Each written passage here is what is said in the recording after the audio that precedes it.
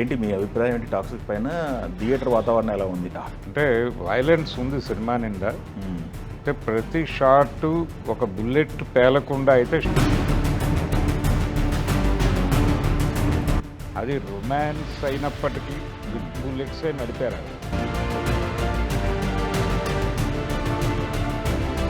ఒక మాఫియా కథలో ఒక డాన్ పర్సనల్ లైఫ్లో ఉన్నటువంటి లోతుల్ని ఎత్తుపల్లాలని భరద్వాజ్ గారు ఎప్పటి నుంచో ఏదో చూస్తున్న టాక్సిక్ థియేటర్లకు వచ్చేసింది, మనం చూసాము. ఏంటి మీ అభిప్రాయం ఏంటి టాక్సిక్ పైన? థియేటర్ వాతావరణం ఎలా ఉంది? ఆడియన్స్ పరిస్థితి ఏంటి? అంటే ఆవిడ ఒక విషయం చెప్పడానికి, ఆ, అంటే స్పష్టంగా మాట్లాడుకోవాలంటే డోంట్ ట్రబుల్ రిలేషన్స్, హ్మ్, they will trouble you Hmm. అని చెప్పాలనుకున్నారు ఆవిడ. హ్మ్, ఆ చెప్పడం కోసం దాదాపు 1,58,129 బుల్లెట్లు, 29,328 గన్స్ వాడారు. లెక్కేశారు మీ సినిమా అంతా? ఎస్, కావాలంటే ఇంకెవరైనా వెళ్ళి లెక్కేసి ఇది తప్పు అని చెప్తే నేను యాక్సెప్ట్ చేస్తాను. హ్మ్, కాబట్టి అంటే వైలెన్స్ ఉంది సినిమా నిండా. హ్మ్, అంటే ప్రతి షాట్ ఒక బుల్లెట్ పేలకుండా అయితే షాట్ లేదు. హ్మ్, అది రొమాన్స్ అయినప్పటికీ విత్ బుల్లెట్సే నడిపారు ఆవిడ. హ్మ్. అంటే టోటల్ యాక్షన్ వాతావరణంలో నడిచినటువంటి సినిమా ఇది. Action and romance. Action romance అనేది ఒక భాగం జీవితంలో అనేది చెప్పుకుంటూ వెళ్ళారు. అంటే హ్యూమన్ ఎమోషన్స్లో ప్రధానంగా టాక్సిక్గా ఉండేటువంటి ఎమోషన్స్ రెండే. ఒకటి రొమాన్సు, రెండు వైలెన్స్. అందుకని ఈ రెండిటి మీద ఆవిడ కేంద్రీకరణ జరిపి టాక్సిక్ అనేటువంటి టైటిల్ పెట్టుకుని అయితే ఈ రిలేషన్స్, టాక్సిక్ రిలేషన్స్ ఉన్నప్పుడు ఆ రియాక్షన్స్ కూడా అలాగే ఉంటాయి. అలాంటి రియాక్షన్స్, వాటి మధ్య నడిచేటువంటి డ్రామా, ఇది మనం ఇంకొక ఏరియాలో చూస్తున్నాం ఇంతకాలం. ఇంకొక ఏరియాలోనంటే ఒక ప్లెజెంట్ వాతావరణంలోనూ, ఎక్కడో ఒక చోట ఒక కుటుంబ నేపథ్యంలోనూ మనం ఈ ఎమోషన్స్ గతంలో చూస్తున్నాం. కాకపోతే దాన్ని తీసుకెళ్ళి ఒక మాఫియా ఏరియాలోకి లొకేట్ చేశారు. దానికోసం గోవాని నేపథ్యంగా ఎంచుకున్నారు. గోవా కూడా అప్పటికి ఇంకా భారతదేశంలో విలీనం కాని రోజుల్లో పోర్చుగీస్ వారు వారి ఆధ్వర్యంలో, వారి పాలనలో నడిచినటువంటి సందర్భంలో అక్కడ నడిచినటువంటి మాఫియా సామ్రాజ్యము, ఆ నేపథ్యాన్ని ఎంచుకుని అక్కడ ఒక అనాథ అక్క చెల్లెళ్ళ జీవితంతో మొదలైనటువంటి అక్క తమ్ముడు జీవితంతో మొదలైనటువంటి ఒక అంటే విషాదం ఉంటుంది ఆ జీవితాల నేపథ్యంలో. అక్కడి నుంచి వాళ్ళ రైజ్ అండ్ ఫాల్ అని అనలేం, కానీ వాళ్ళ రైజు ఆ సందర్భంగా వాళ్ళు వదులుకునేటువంటి అనేక అంశాలు, అవన్నీ ఎలా వాళ్ళ జీవితంలోకి మళ్ళీ అంటే వాళ్ళు అవన్నీ జ్ఞాపకాలుగా ఎక్కడో నిక్షిప్తం అయిపోతూ ఉంటాయి. అదే ఈ వదులుకున్నవన్నీ, అవన్నీ కూడా తిరిగి వాళ్ళ జీవితంలో ఎలాంటి తుఫానులు రేపాయి అనేది ప్రధానంగా ఒక స్కెలిటన్ లైన్ అనుకుని దాన్ని ఎగ్జిక్యూట్ చేయటంలో విపరీతంగా శ్రమించారు. అంటే ప్రతి సీను నిజానికి ఒక ఎలివేషన్ లాగా అనిపించింది. ఆ ఎలివేషన్ షాట్స్ ప్రతిదీ చాలా అంటే ఇంటెన్స్తో నడిచినటువంటి సందర్భము. ఇది కొంత మేరకు జనాలను ఎంగేజ్ చేయగలిగింది కానీ అది కొంచెం మితిమీరిన పరిస్థితిలో కొంత ఆడియన్స్లో ఏం చూస్తున్నాం, ఎందుకు చూస్తున్నాం అనేటువంటి వాతావరణం కూడా క్రియేట్ అయింది. కాకపోతే సెకండ్ హాఫ్లో కొంత నెమ్మదిగా రివీల్ చేసుకుంటూ వెళుతున్న నేపథ్యం. అంటే మనకు రొటీన్ స్క్రీన్ ప్లే ఆర్డర్ ఒకటి ఉంటుంది. ఫస్ట్ హాఫ్లో ముడులు వేయుట, సెకండ్ హాఫ్లో ముడులు విప్పుకుంటూ వెళ్ళుట అని. అలా ఈ విప్పుకుంటూ వెళ్ళేటువంటి ప్రాసెస్లో ఆడియన్స్ కొంచెం రిలాక్స్ అయ్యారు. మధ్యలో అంటే మేజర్ ఇదేంటంటే వైలెన్స్ డోస్ ఎక్కువైపోయింది అనేది. అంటే వాళ్ళు ఎంచుకున్నది ఏంటంటే ఏదైనా చెప్పదలుచుకున్నది అద్భుత రసంలో, అంటే బీభత్సంగా చెప్పాలని. బీభత్స రసంలో, అద్భుత రసం కాదు, అద్భుత రసం కూడా వేరు. బీభత్స, అది శంకరు, రాజమౌళి వాళ్ళు పాటించిన సూత్రం అది. అయితే ఇది బీభత్స రసమే. బీభత్సం కూడా మనకి జనరల్గా ఒక ఇది ఉంది, don't make violence, violence makes violence అని. అలా హింస చేయటం ద్వారా పొందేటువంటి కౌంటర్ హింస, ప్రతిహింస కూడా ఆ స్థాయిలోనే ఉంటుంది. అదే. హింసకి ప్రతిహింసకి మధ్య నలిగిపోయేటువంటి జీవితాలు, ఆ జీవితాల్లో ఎమోషన్స్ మిస్ అయిపోతూ ఉంటారు. ఆ మిస్ అయిపోయినటువంటి ఎమోషన్స్ తిరిగి వాళ్ళ మీద ఎలాంటి ప్రభావం చూపిస్తుంది అదే అదే అదే అన్న ధోరణిలో కథను నడుపుకుంటూ వెళ్ళాడు. కొంచెం మిస్టిక్ రియలిజము ఇవన్నీ కలిపారు సినిమాలో.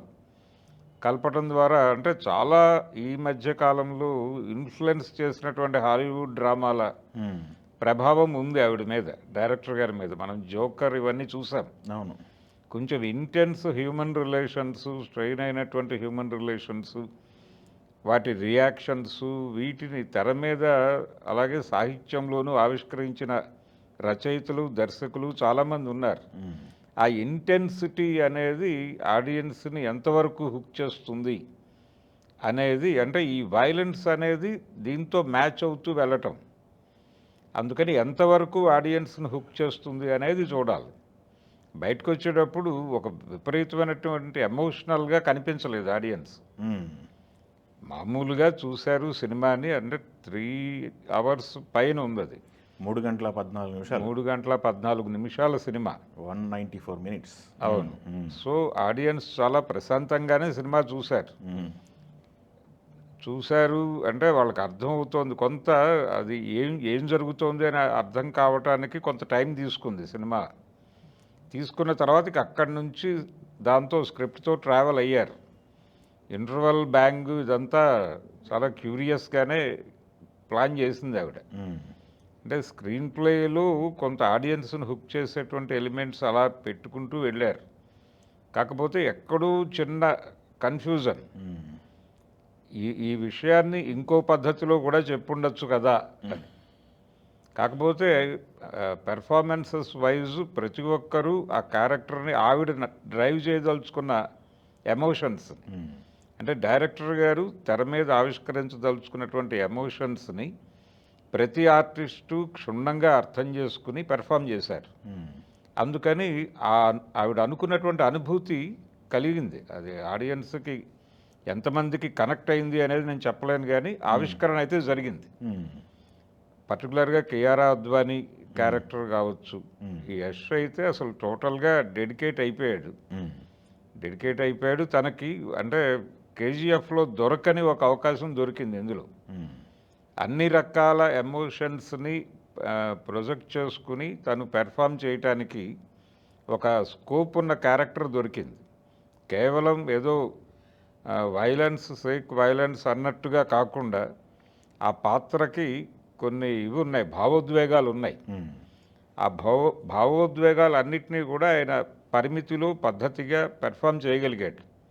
అందుకని నటుడిగా అతనికి ఒక రకంగా చాలా హెల్ప్ అయినటువంటి సినిమా. అందుకని ప్రొడక్షన్లో కూడా తను ఇన్వాల్వ్ అయ్యాడు. అంటే క్యారెక్టర్ ఇంప్రెస్ చేసింది అతన్ని. ఆ ఇంప్రెస్ చేయటం అనేది మనకు తెర మీద కనిపించింది, అది బాగుంది. అలాగే మిగిలిన నయనతారకి చాలా కాలం తర్వాత పెర్ఫామ్ చేయడానికి అవకాశం ఉన్న క్యారెక్టర్ దొరికింది. ఆ రోజు ప్రీ రిలీజ్ ఈవెంట్లో ఆవిడ ఎందుకు అంత ఎమోషనల్ అయ్యారు బెంగళూరులో అనేది సినిమాలో ఆవిడ క్యారెక్టర్ చూసిన తర్వాత అర్థమైంది. చాలా అంటే ఆ క్యారెక్టర్లో చాలా డెప్త్ ఉంది. అన్యాపదేశంగా సెకండ్ హాఫ్లో ఎక్స్ప్లెయిన్ చేసుకుంటూ వెళ్ళారు. అంటే తమ్ముడి కోసం తాను ఏ అక్క చేయని త్యాగం చేసుకుంటూ అంటే తనని డ్రైవ్ చేస్తూ ఒక డ్రైవింగ్ ఫోర్స్గా నిలబడి ఒక సామ్రాజ్య నిర్మాణానికి అతన్ని ఉద్యుక్తుణ్ణి చేయటం కోసం పడినటువంటి తపన, ఇవన్నీ పర్సనల్ లైఫ్ను కూడా ఛాలెంజ్ చేసి వెళ్ళినటువంటి తీరు, అదొక అంటే బలంగా నిలబడేటువంటి క్యారెక్టర్లో నయనతార క్యారెక్టర్ ఒకటి. అలాగే ఒక మంచి డైలాగ్స్ కొంచెం బాగానే రాసుకున్నారు, కానీ అది తెలుగుకి అడాప్ట్ చేయడంలో ఎక్కడ కరెక్ట్గా ఉందా అనేది క్వశ్చన్ మార్క్ రైజ్ అవుతుంది. అదే అంటే కొంచెం పదాలు అవి ఓవర్ పొయిటిక్గా వెళ్ళారు. అంటే కొన్ని బంధాలు పరుసును తాకుతాయి, కొన్ని బంధాలు మనసును తాకుతాయి అన్న పద్ధతిలో డైలాగ్స్ని బాగానే అల్లారు. అంటే ఒరిజినల్ స్క్రిప్ట్లోనే ఆ డెప్త్ ఉంది. అందుకని అంటే ఈ వైలెన్స్ని బ్యాలెన్స్ చేయటం కోసం సంభాషణల్ని కొంత పొయిటిక్గా నడపాలని అనుకుంది ఆవిడ. గీతూ మోహన్ దాస్ గారి వ్యూహంలో భాగమే ఇది. దాన్ని తెలుగుకి అడాప్ట్ చేసినప్పుడు కొంచెం ఆ లాంగ్వేజ్ని ఇంకొంచెం జనాలకి అడాప్టబుల్గా వెళ్ళుంటే బాగుండేది. అయినప్పటికీ బ్రాడ్గా బాగానే ఉంది. ప్రతి ఒక్క క్రాఫ్ట్ ప్రతి ఒక్కరూ కష్టపడి పనిచేశారు. పర్టికులర్గా క్లైమాక్స్ చాలా హై ఎమోషనల్గా నడిచింది. అలాగే దాన్ని బ్యాలెన్స్ చేస్తూ అదర్ సైడ్ వైలెన్స్ కూడా అదే లెవెల్లో వెళ్ళింది. చాలా మాఫియా సినిమాల్లోనూ డాన్ పర్సనల్ లైఫ్, ఒక మాఫియా కథలో ఒక డాన్ పర్సనల్ లైఫ్లో ఉన్నటువంటి లోతుల్ని ఎత్తుపల్లాలని దర్శించటం మొదలు పెడితే దాని మీద ఒక పాజిటివిటీ కలుగుతుంది, ఒక విపరీతమైనటువంటి నెగిటివిటీ వస్తుంది. వీటన్నిటినీ తెర మీద చూపించడంతో పాటు ఒక అంటే గిల్ట్ అనేది మనిషిని ఎలా చంపేస్తుంది, లోపలే చంపేస్తూ ఉంటుంది. అది బయట శత్రువుల కంటే కూడా గిల్ట్ అనేది ఎక్కువగా అంటే తను చేస్తున్నటువంటి పనుల నుంచి బిల్డ్ అయినటువంటి గిల్టే మనిషిని చంపేస్తుంది.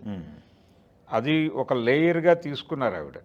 తీసుకుని దాన్ని చాలా సెకండ్ హాఫ్లో పర్టికులర్గా అదే సెకండ్ హాఫ్ను నిలబెట్టింది ఆ ఫీలింగే. అలా సినిమాని ఒక రకమైనటువంటి ఎమోషనల్గా నడిపారు. బయట రకరకాలుగా ట్రైలర్ చూసి మాట్లాడుకున్నారు కానీ సినిమాలో ప్రతి క్యారెక్టర్కి ఒక స్టోరీ ఉంది, ఒక నేపథ్యం ఉంది. ఆ నేపథ్యం నుంచి వాళ్ళ బిహేవియరు, వాళ్ళ రియాక్షన్స్ అవన్నీ చాలా ప్రాపర్గా రాసుకుని ఎగ్జిక్యూట్ చేశారు తెర మీద. అందుకని ఒక లార్జ్ స్పాన్ ఉన్నటువంటి కథ అని ఆవిడ మొదట్లో చెప్పింది ఇదే. బిగ్గర్ క్యాన్వాస్ తీసుకుని దాన్ని ఎక్కడ లొకేట్ చేయాలో అర్థం చేసుకుని ఈ వైలెన్సు ఇవన్నీ నిలబడటం కోసం ఆ కాలానికి వెళ్ళి ఆ లొకేషను, ఆ తర్వాత వాళ్ళు వాడినటువంటి సెట్స్ ఇవన్నీ కూడా ఆర్ట్ వర్క్ చాలా బాగుంది. ప్రొడక్షన్ వాల్యూస్ ఆర్ట్ వర్క్ అంతా చాలా బాగుంది. విపరీతంగా కష్టపడ్డారు. ఓవరాల్గా ఒక సినిమా అంటే ఒక థియేట్రికల్ ఎక్స్పీరియన్స్. వైలెన్స్ కూడా ఈ మధ్య బాగానే డైజెస్ట్ అయిపోతుంది. మనం చాలా సినిమాలు చూస్తున్నాం కాబట్టి ఇది కొంచెం మోతాదు పెరిగిందేమో అనిపించినప్పటికీ వెళ్ళి థియేటర్లో కూర్చుని సినిమాని ఎంజాయ్ చేయొచ్చు. కొంచెం ఎమోషనల్గా కూడా ఫీల్ అవుతారు జనాలు నెమ్మదిగా. అంటే ఈ లేయర్లో నుంచి ఆ లేయర్కి ఆడియన్స్ని అలా నడిపించడానికి కొంచెం టైం తీసుకున్నారు. Okay, thank you.